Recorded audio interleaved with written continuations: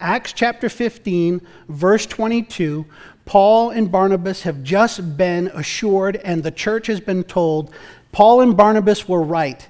There's no Jesus plus, no Jesus minus. The gospel alone saves, and it is without discretion or discrimination beyond that of the gift of grace.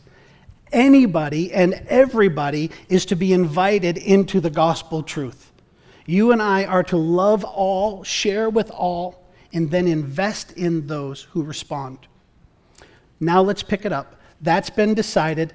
God's word says, then it seemed good to the apostles and the elders and the whole church. Note the unity. It was good to all, the apostles, the elders, and the whole church, to choose men from among them and to send them. Great commission. Here we go. We've got good news. Let's send some men. To send them to Antioch with Paul and Barnabas. They sent Judas, called Barsabbas, and Silas, leading men. Now let me point something out to you here that's not obvious. Notice in verse 1 we were dealing with some men who were telling lies and perverting the gospel. Now the response, we're going to send leading men. Some men were liars, leading men are missionaries. The term here, leading men, it has a military origin. What we're hearing is that these two men are not just managers. They're not just missionaries. They have a military-esque type of leadership. And I point that out to you because in the very context of the words chosen by God, we are seeing that those that are called and sent by God are doing it recognized to have been spiritual warriors, discipled warriors.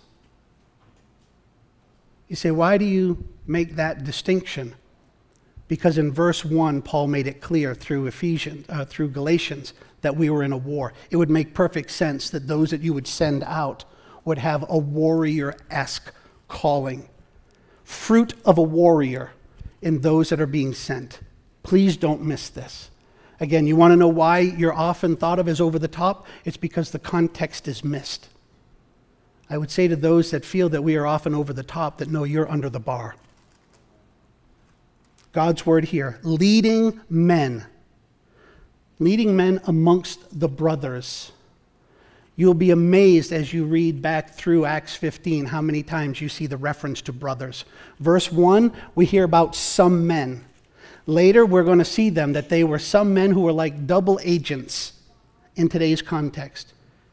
And in response, over and over and over again, building and defending and championing the unity of brothers, brothers, brothers, brothers.